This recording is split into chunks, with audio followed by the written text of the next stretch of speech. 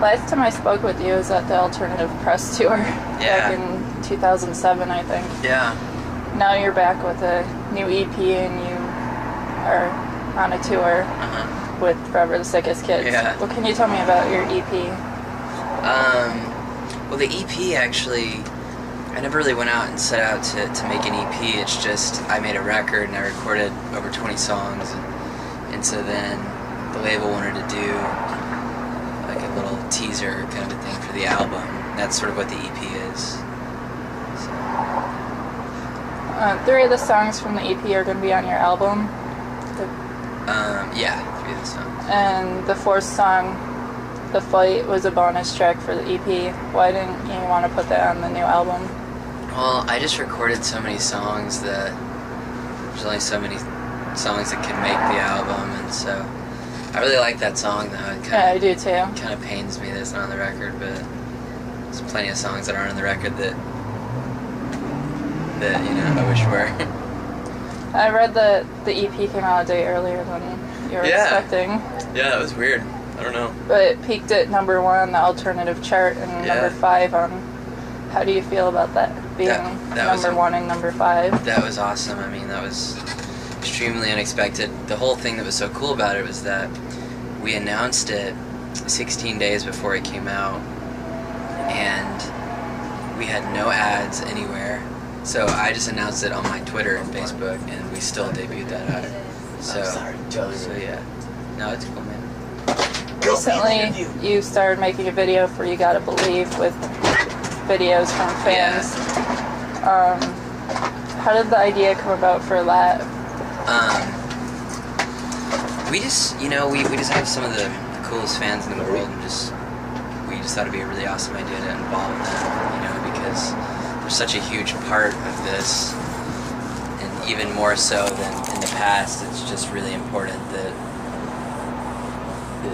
it's really amazing that we have them, and I don't know, I like to kind of show them off a little bit. So I thought it was a cool idea to involve our fans.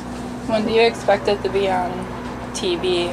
Well, I don't know if it's going to TV, it might just be on the internet, but it's going to be launched on Monday, December 7th, on AOL.com. Of Men and Angels was recorded earlier this year and produced by CJ Erickson in Burbank. Kind of. Well, actually, I actually produced it. I read. Well, both of you produced it. What was it like working with him? He's like a really good friend of mine. He engineered Do You Feel, and it was just cool. It was a good experience getting to produce a record. And was this the first one you produced? It was the first time I got the credit for it, but I mean, it was really no different than the other ones, to be honest. I mean, when you're playing every single instrument, and you're writing everything, it's kind of like, you know what I'm saying? It's like, you kind of end up doing that, but yeah, it was cool. Me and him have a really good working relationship, so it was cool. What was your favorite song to record?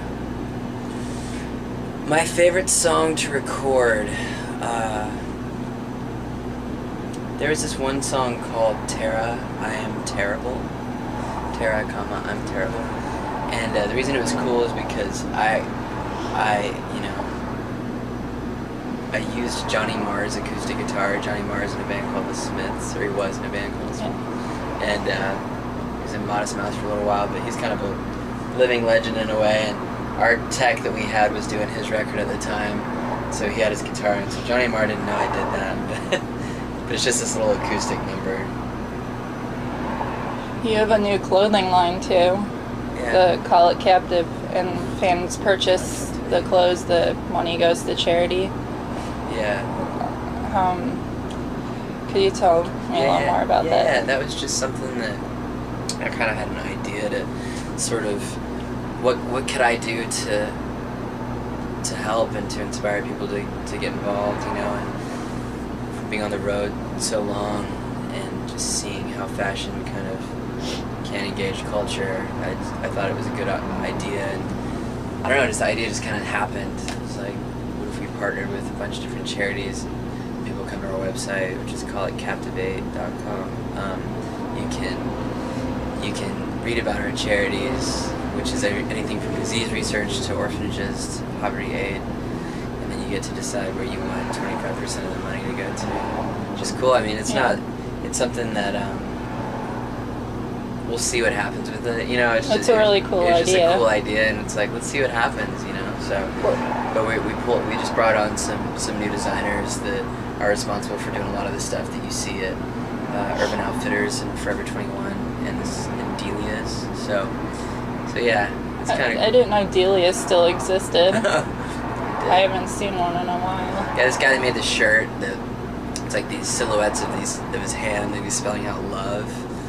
I don't know if you've seen that one. It's pretty popular. He's actually making a lot of our new stuff. So. But you had a shirt similar to that a few years ago, the Brat Pack shirt. Yeah, that's good. Yeah. How did you come up with the name for it? It was weird. I was just brainstorming and the word captivate just kept coming into my head, and I leaned over and I was like, maybe we should call it Captivate.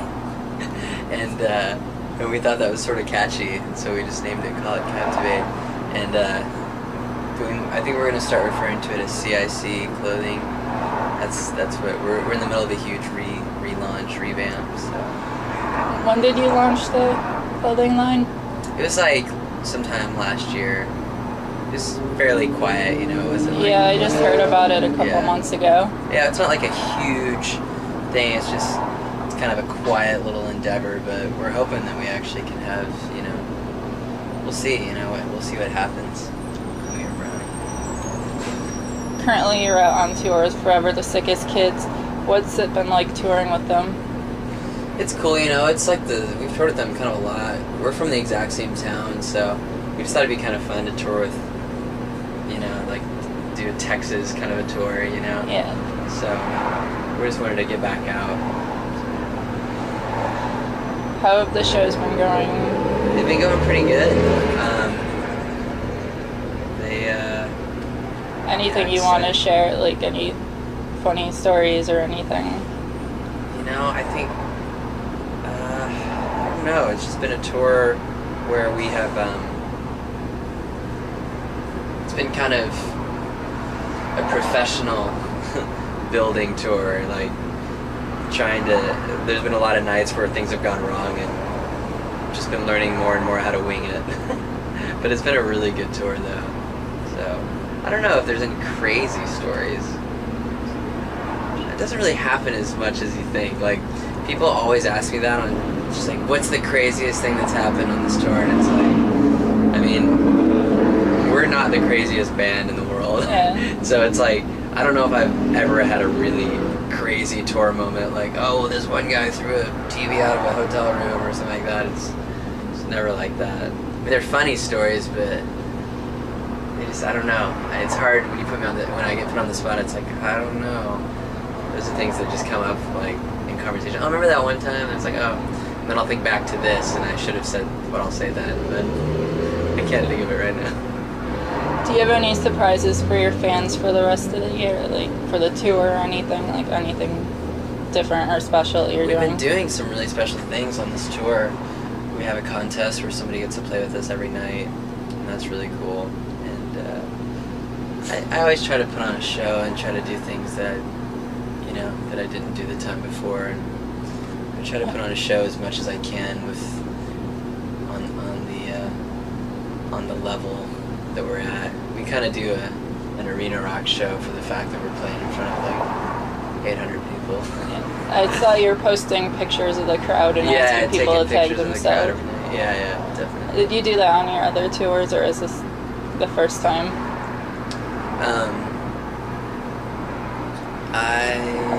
This is the first time, so I was like thinking about it. Well, that's a cool idea. Thanks.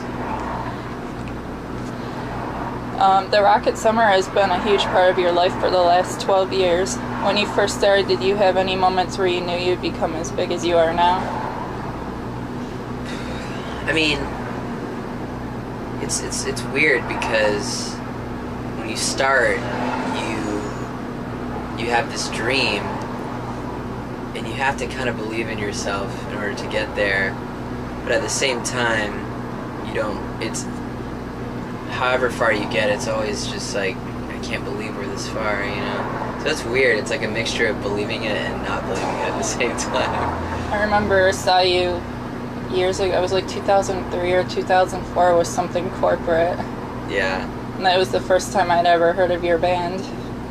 Yeah, that was awesome. I can't believe that. I think people would really like that tour now, even more than they did then. Yeah, I don't think it was a sold out show, and now you're playing tons of... Yeah, I don't know if tonight's sold out. Tonight might be kind of small, actually. But a lot of the shows have been sold out. But yeah, I don't know. Yeah, it's weird, you know, we're just thankful. It's weird. I look back on the bands that I thought were really, really big, and my biggest inspirations when I was in high school, and they were playing in front of 200 people, and it's weird to think that we play in front of, generally, a lot more than that. Sometimes, definitely, we play in front of 200 people, or less, but a lot of times it's a lot more, so it's just kind of, it's cool to put things in perspective. Not that it's about just getting really famous or like having tons of fans, but it definitely is, it's definitely nice. I mean, obviously the more people that love your music, the more awesome, I mean, it's awesome, you know? I mean, of course, nobody wants to just be like really small. I mean, you can be content with that, but of course the more the people, the merrier, you know? Yeah. So. Do you have any final words or anything you want to say to your fans? Just thank you guys so much, you know, it's like, it's really been a year of looking at things and going, wow, we really have some of the coolest fans in the world, and I would hate to lose this, you know, so really, really thankful for our fans. Thank you.